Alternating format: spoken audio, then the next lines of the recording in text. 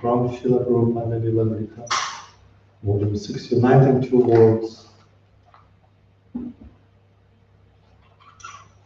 And this is a chapter entitled Preaching to America, Part 1.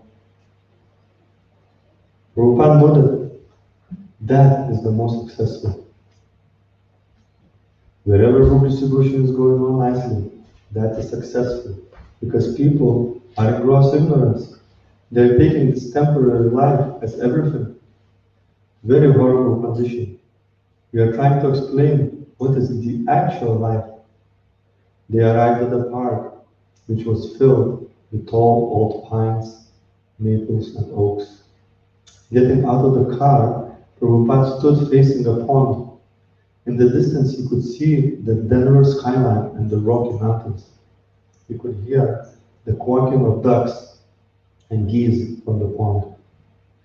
A second carload of devotees arrived, and Prabhupada and his followers began walking along a paved path beside the lake. Very nice park, Prabhupada remarked, and not far away. They soon came upon a large modern building, the Museum of Natural History.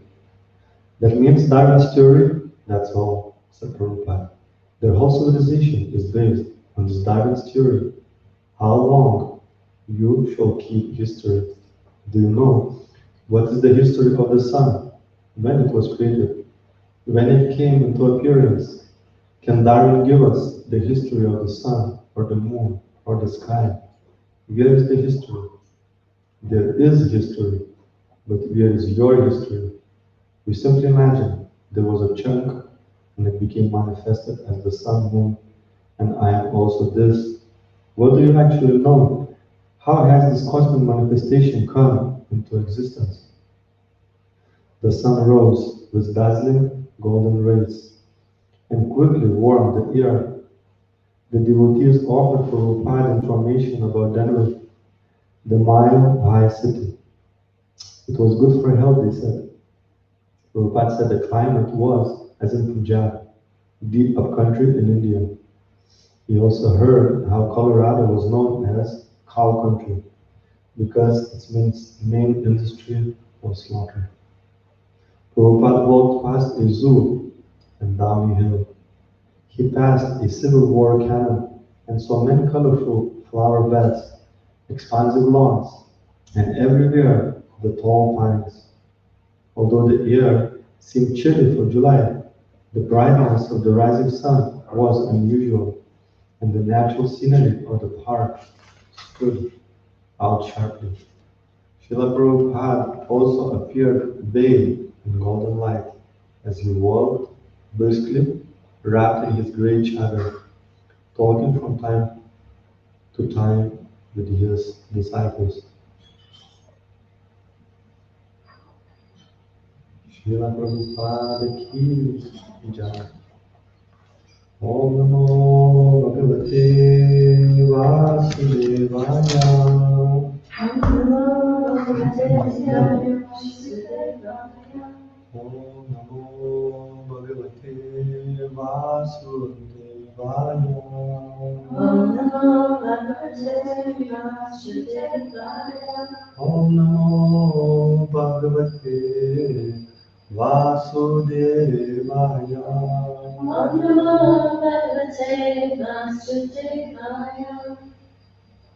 Reading from Granth Raj, Srimad Bhagavatam, Canto 5, Chapter 5, Text number 9.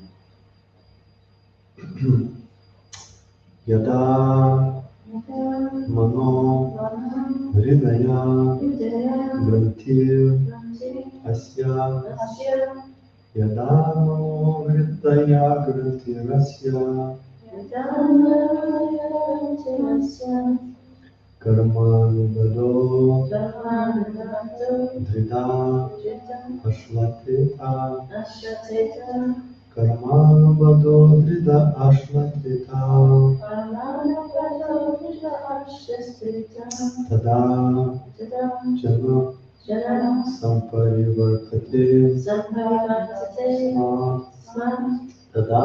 Samparivartate Smat Tada Jana Samparivartate Smat Mukta Param Yati Atihaya Hetum Mukta Param Yati Atihaya Hetum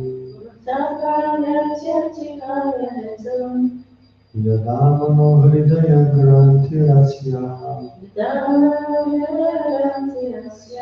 Karmanubado Driga Ashvalita Karmanubado Driga Ashvatita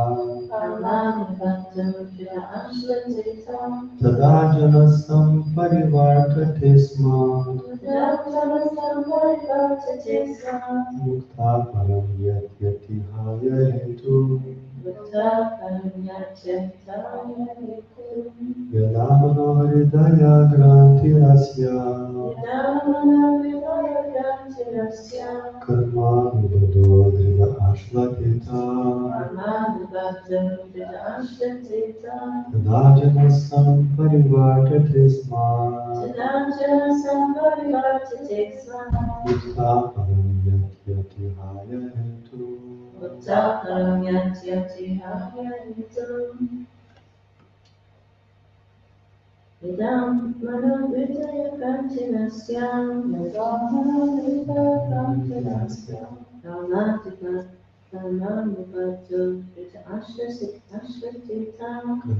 Karmanubado Driga Ashvatita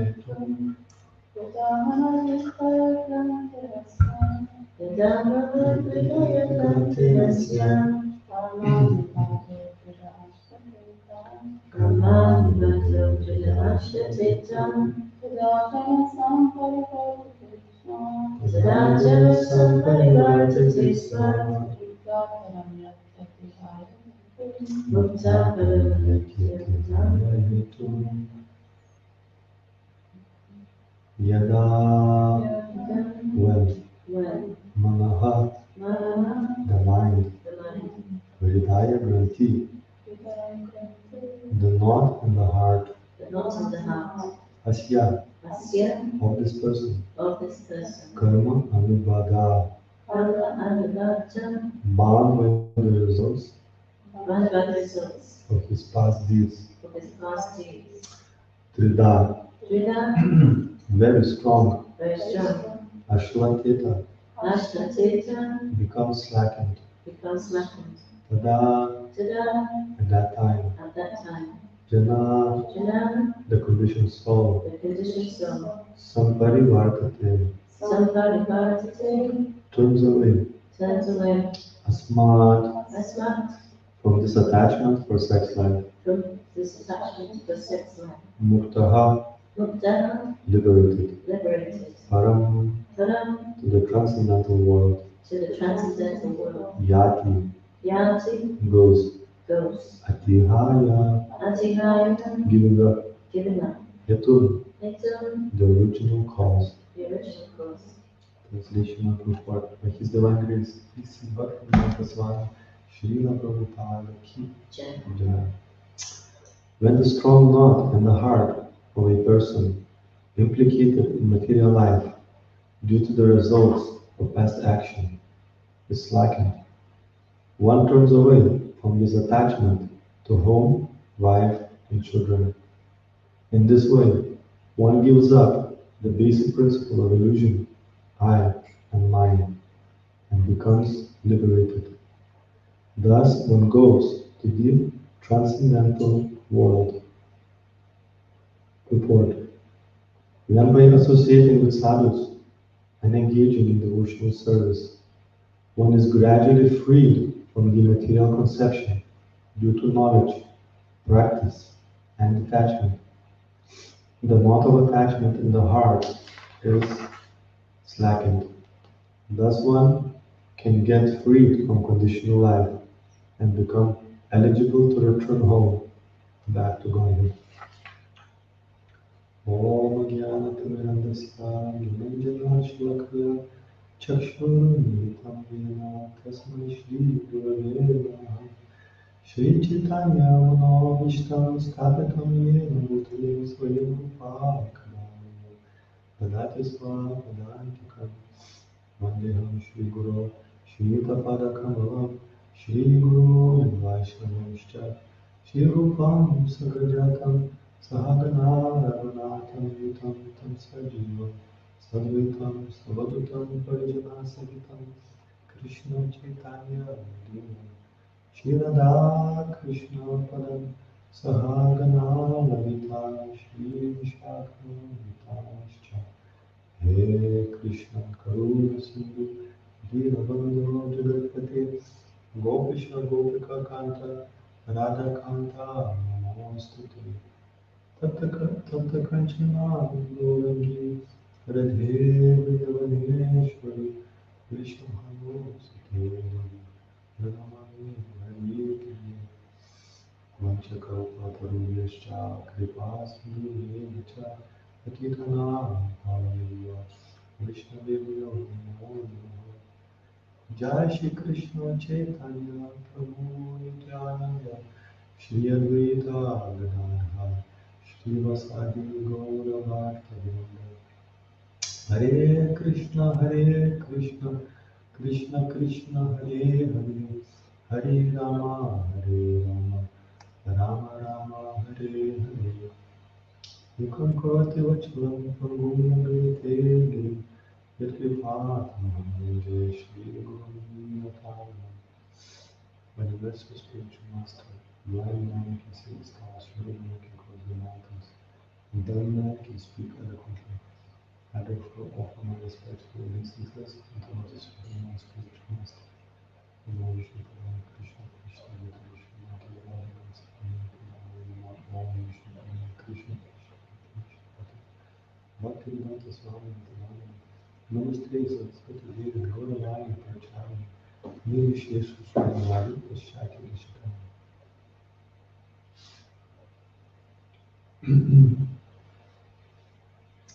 When a strong knot in the heart of a person is implicated in material life due to the results of past action is slackened, one turns away from his attachment to home, wife, and children.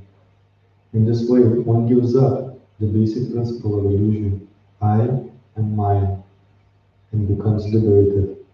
Thus, one goes to the transcendental world.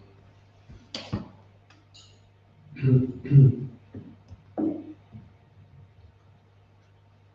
so this is material existence, looking for happiness and pleasure, which is the driving force for the soul. Anandamaya Vyasa, looking for is the nature of the soul is this ananda, happiness, and whatever little glimpses of that happiness we get in this world, and we become so attached, and so attached to it. Even if it is something very, very small and insignificant. The soul is looking for a notion, and we are getting here a few drops. So that little few drops of relief that we are getting, we become very, very attached to it. And if it is in a mode of goodness and enjoyment we get, then we will not get much suffering, and that also can condition us to this material world. But in this age of Kali, we become attached to various types of enjoyment that cause a lot of misery, like in a mode of passion. It's the pleasure comes from the senses, getting in touch with the sense object. So that's very it's attachment that kind of stimulates the mind, and it's a nectar in the beginning, but is a poison at the end. And how is that? Sometimes you need to break down a little bit the attachment and the pleasure that you get from it in order to become detached, because that's one of the important things that is mentioned here in the purport, that by getting knowledge, we can see things as they are, and we understand how things work. And then, when you know something that is just not going to work, you don't put faith in it, you don't put your energy in it. So sensual gratification, it seems to be like a very easily accessible, eyes, ears, tongue, and culminating in a sex life seems to be like a very, very easily accessible and available those sensual thrills. Why it is considered that it becomes a poison? Anybody's got any suggestions?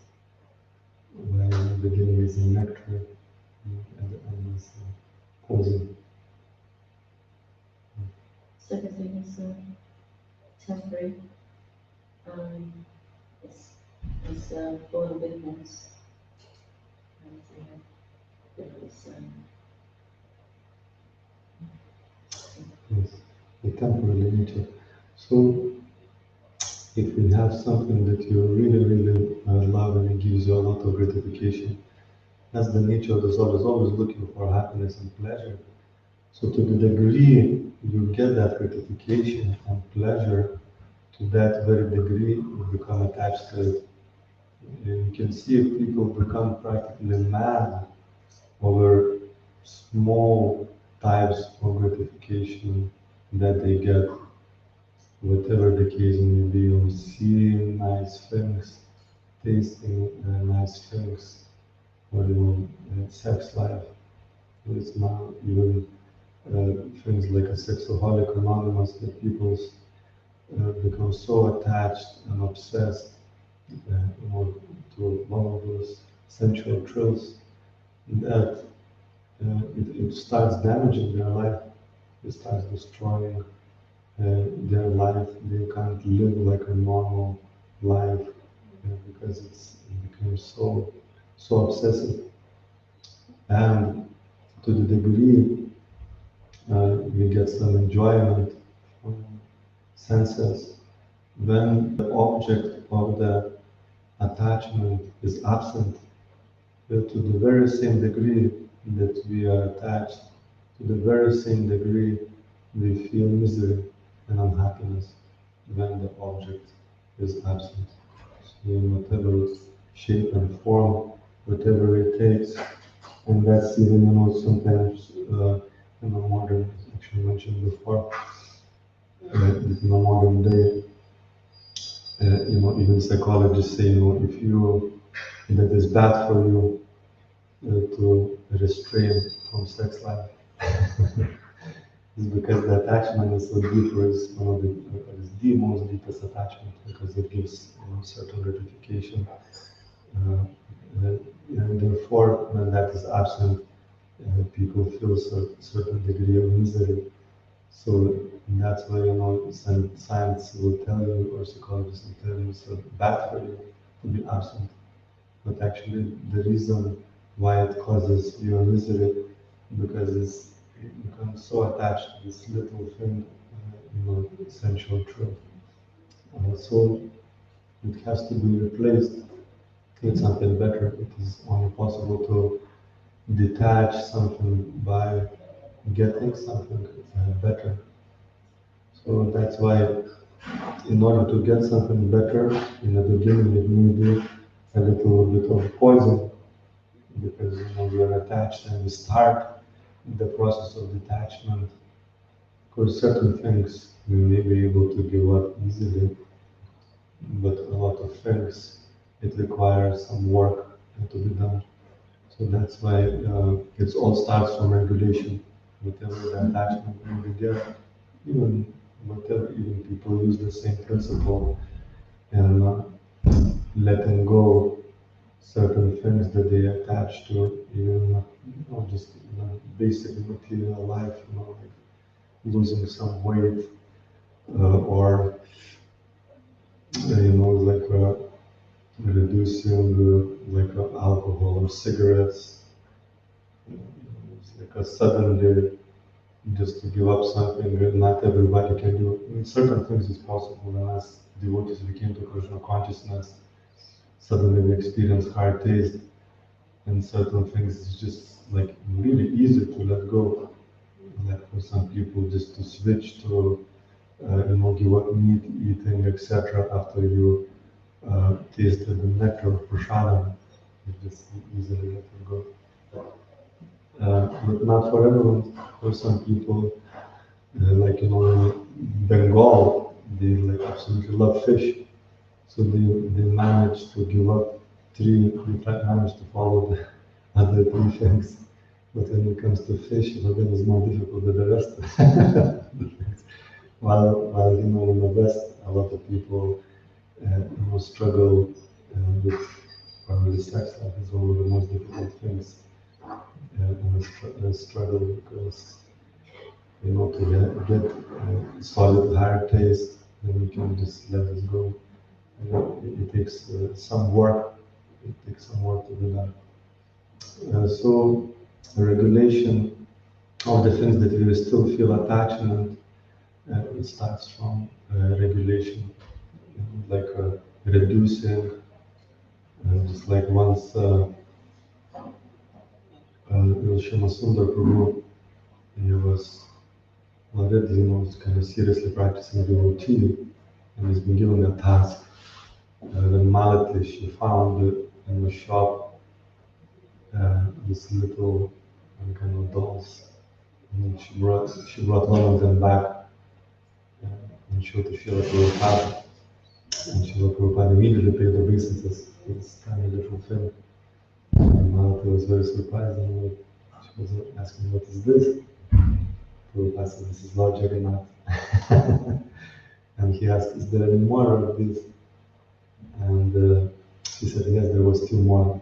And she brought Subhadra and Balaram as well. Some other story how she got it. She didn't exactly pay for it. So, and then he asked Shimasundar, "Can you build a large things?"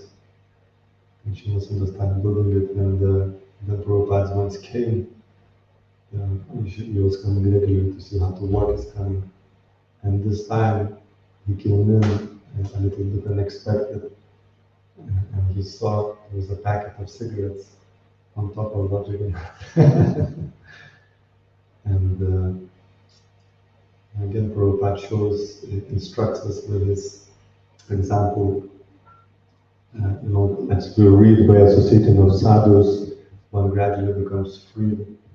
And I think Prabhupada Rama was speaking about, sadhu means to cut, but it's not, always the way that sadhu cuts.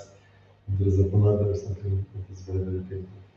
And this, example, Prabhupada was very, very nice and kind. And he said, look at this packet. It is, it's like an impediment between you and Krishna. He's looking in that way, Krishna is all attractive, wonderful, and all those things that comes. So he says, this is the impediment for you. Why to make this little thing, an obstacle for you to attain the most valuable, relationship with Krishna? He said, but it didn't say, just throw it away now through the window and that's that. So, every day smoke one less cigarette. And that's what, I think you even ask, how many do you smoke? And you say a packet a day or something. And so just smoke one cigarette less every day. And that's what he did. And it was 20 days later. he gave up smoking. So this regulation is really good and it's a very powerful way. And the senses may be kind of reluctant and mentally we are reluctant when there is attachments holding us back. But to the degree we can increase our attraction to Krishna, to the degree our desires to let our attachments go increases. It's like with anything you want to give up, one of the best ways is not just like force yourself and just like, you know, very, very dry, you just force yourself and just hold it, just, with the mind still meditating on the thing that I'm trying to give up, but I'm just negatively approaching the problem. No, I can't do this, I can't do it, I shouldn't do this, it's not proper to do this. And all that meditation goes like this, and you may feel, but that meditation still goes on, that often people will just get into the chocolate or something, they're trying to eat this chocolate, and then feeling bad and guilty, I did it again, and then you kind of punish yourself with unkind words and frustration, etc., etc. It's a quite a kind of negative way of doing it.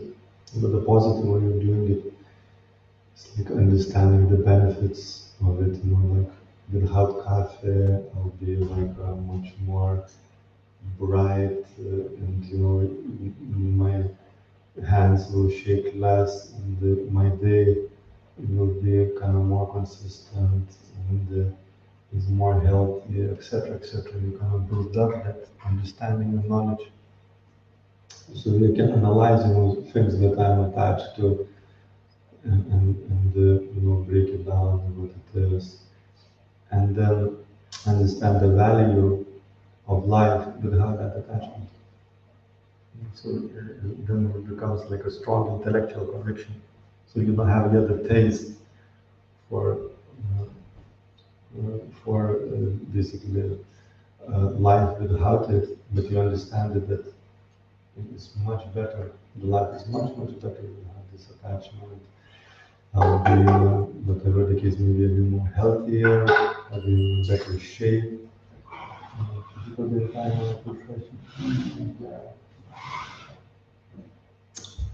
So anything we attach to, if we understand how life can be better without it, this is very important. And paramdrishtva is the higher taste that take a little time, but in the beginning is intellectual conviction.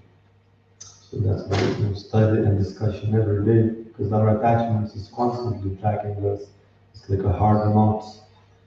Our idea is so deeply rooted. Because when we do something, like even some of the attachments when you do first time, it's like disgusting.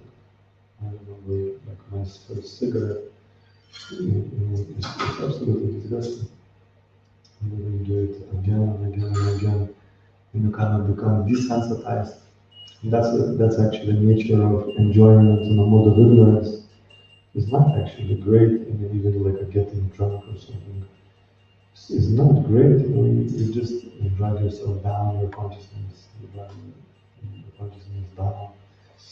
And then you consider that an enjoyment because for the time being you forgot some misery for a few seconds or a few hours or whatever. You forgot your misery, and that's really this desensitized your senses is not feeling the misery, is actually feeling pain. A lot of enjoyment in the world of ignorance is actually a pain, but because even the pain can become an enjoyment because you feel something, because often our senses are so kind of overwhelmed that even feeling becomes limited. The things that we feel, even once myself personally speaking, at one point before becoming devotee, unless you get intoxicated, you're not feeling so great. You get up in the morning, and there is nothing to live for. You cannot practically drag yourself out of the bed. There is no motivation. You don't see any point in one sense. So in order to deal with that, the intoxication or any type of thing, to just to forget, and then for the time being, everything seems to be fine. But then when the influence again goes away, you're back to square one. You see again this world, which is kind of gray. You can look at the gray colors. So that's more kind of mood ignorance type of situation. And the mood of passion, you can be like a really hankering for this and that, and you get to another thing, and a third thing, and a fourth thing, and then another one, and another one, and you're just working to get this and that, and a third thing, and get some relief, in the sex life, or some weekend out, or whatever. So all those things are there, but then we understand it's not really good for me. It's not really good for me. So these two things, is not really good for me, and also getting a higher taste. So we need to get reminded, because when it's something you're attached to, it keeps coming to your mind. It's like a tap on the shoulder. You got going, trying to reduce it, like whatever, chocolate, and then you see it, and you see somebody else eating it, or cigarettes. You're doing very well, you have a half of a day, it's no problem, and then you see somebody doing it, and then it kind of reminds you. So, beginning is also even good, a part of regulating, the first step can be regulating, trying to reduce it, and then when you came to the point that you're not doing it, but the desire is still very strong, then it can be even very healthy to keep away from the object of your attachment. Stay respectful distance. And when it's something is very, very deep, like Alcoholics Anonymous, if there is some attachment that is extremely addictive. So sometimes people think, what is the big deal about this intoxication, gambling, etc. But actually, you can see that these things, the very things that people become extremely addicted, very, very addicted to the extent, that it destroys people's life. For example, gambling, it gives you that thrill of winning, even if you don't get it so often. But that excitement that comes when you won, whatever this case may be, it's so thrilling that people are become mad after it. The same with intoxication as well, that there is alcohol or drugs, just narcotics anonymous, alcoholics anonymous, gambling anonymous. These are the very things that people become so addicted. Alcoholics anonymous, all those things practically are the main things that we are trying, to that just brings you to that state where your mind becomes a little more peaceful, then you can actually derive the benefit of healing and chanting, because these things are not tapping on the shoulder. What about this? It's the attachment. It's like a strings. It's like a strings that keeps pulling you. You're trying to go there, and somebody is like pulling his back. Reminding you regularly, what about this, what about that? Because these things are the very things that the devotee accepts, the four principles are the things that really destroy people's lives often, or It doesn't raise, the mind is always, it keeps you on that certain level. That's what it's called a knot. When you're bind with something and you're like a really, um, like Nalakura and Managriva, they were like in those Arjuna trees in the past life, they were very, very attached to lust. And in the next life, they become trees. Now the Manipuras become trees. And this is just not like a very high level of consciousness. So you kind of stay, those attachments kind of drags you down, and there's knots, and there's several certain consciousness, and it's difficult to rise, difficult to grow up. And then Krishna kind of pulled, you got actually bind with the ropes of love. That kind of thing we want to become bind, that kind of knot we want to keep in our life, to be bind by the ropes of love to Krishna. That's the So it's not that the real detachment is just to get it, let everything go, and just become neutral or something. No, the very nature of the soul is another way of this. We want to be attached. The soul is looking for shelter. The soul wants to be attached to something. So we just need to transfer that attachment to Krishna. So just like Krishna himself is a, Atmarama, is fully satisfied, is joyfully happy just by himself, but he finds actually a higher pleasure in this loving exchanges with his devotees.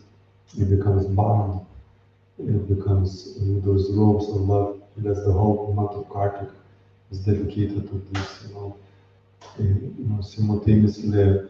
On one hand, those material attachments are so sad, become too attached to this little insignificant things, gratifications of this world. But on the other hand, we see, how Krishna, on the opposite, everything is opposite often in the spiritual world. Krishna himself becomes bound by the ropes of love of his devotees, to the extent that Krishna says, Naparyaham, I cannot repay you. That devotees become so attached with pleasing Krishna with such a utmost dedication and attachment to Krishna as the opposite to the attachments in this material world. But Krishna doesn't feel that he doesn't have anything to offer because they don't want anything. There is no more attachment to absolutely nothing apart of the seeing Krishna happy. So Krishna feels, I have nothing to offer, I cannot repay. And he's almost demanding in Mahaprakash Lila, Lord Chaitanya, he's demanding his devotees, one by one they come in front of him. He's sitting on the altar, he's revealing his eternal form to Murari Gupta, as well as Chandra, to Haridas Thakur, as Krishna in his threefold bending form. And he said, ask for some benediction. And Lord say, I don't want anything. And now here in this material world, we are attached to so many insignificant things. And so that's what understanding we need to come. This attachment is just such an impediment. And the value of Krishna is so high. It's not worth it. We have to just become fully convinced. I just want to let it go. No matter what it is, the price of Krishna, no matter how high it may be, I want Krishna as my Lord, and He shall remain so. Even if He handles me roughly with His grace, or makes me broken hearted by not being present before me. is always a worshipful Lord unconditionally. There is nothing greater. So when those unartha means unwanted, unartha means wanted. So the things that attachments often, yet they still wanted, they still want them. But by cultivating our knowledge, associating with sadhus, studying, practicing, cultivating detachment, and then we can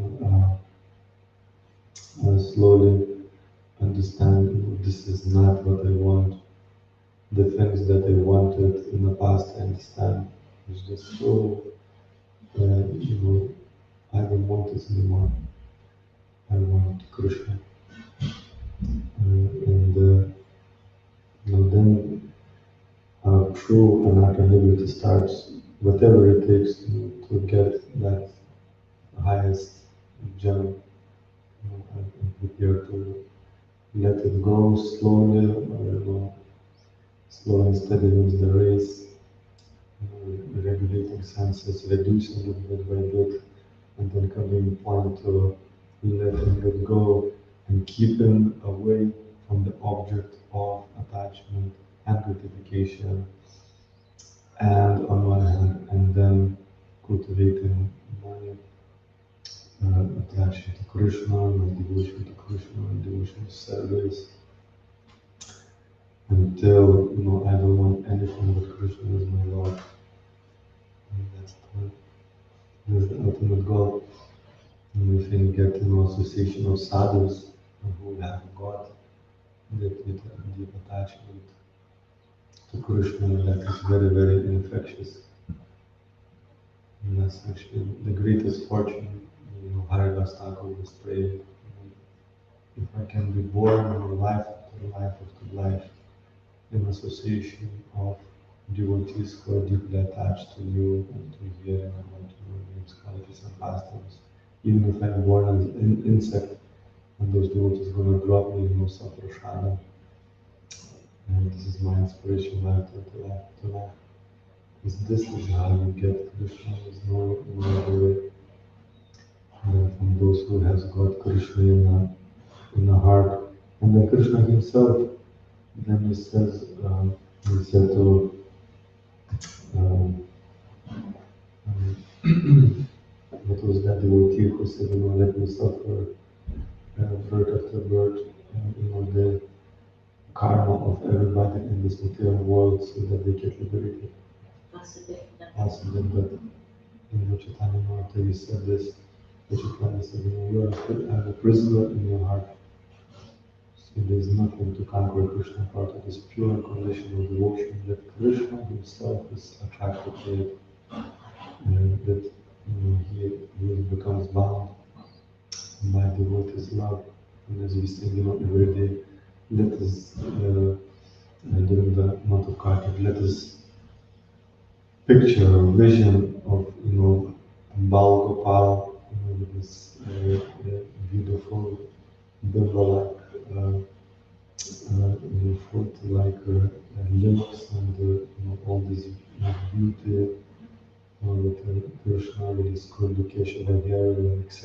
Let this vision be eternally manifested in my heart. I don't want any other than addiction and liberation from the miseries of material existence. That's my only aspiration, is to have this vision of Krishna eternally. So are there any questions or comments on this?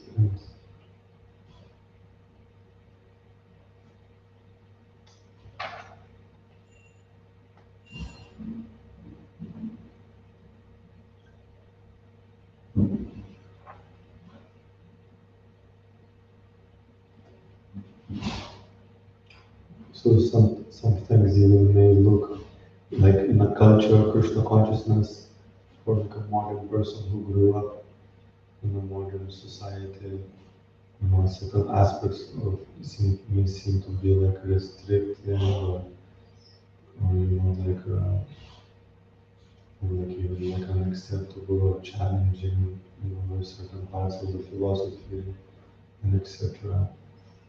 But everything is actually medicine.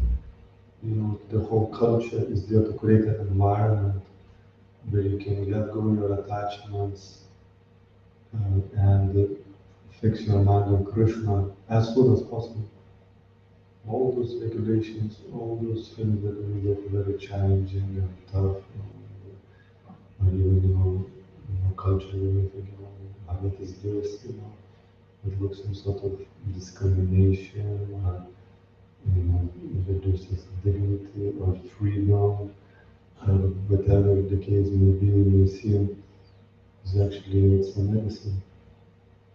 It's just simply there just to help us to develop attachment to Krishna, or as we spoke, make a little distance or a big distance between sense object and our mind, attraction, our mind. All this that is just to facilitate the whole culture exists there, just how to transcend it, let it go, any obstacles, so that we get Krishna ultimately. And as we also read the mood, get slackened and etc. That once turns away from his attachment to home life and children. This thing, we look, what is this?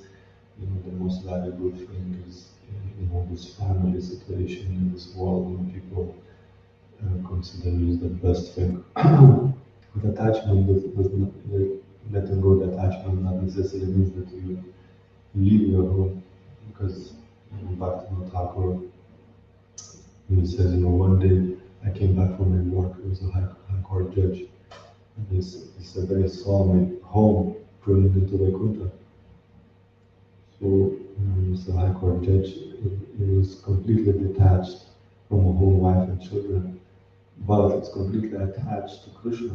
So the home, wife and children becomes the objects of service, not the object of your gratification that is there for you to gratify your senses, to get what you want.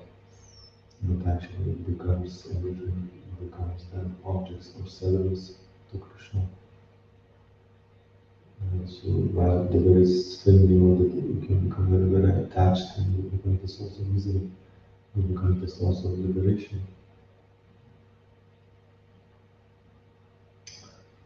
Srila Prabhupada ki jai, Grantaraj Srimad Bhagavatam ki jai, Nitai Gaura Premanandi.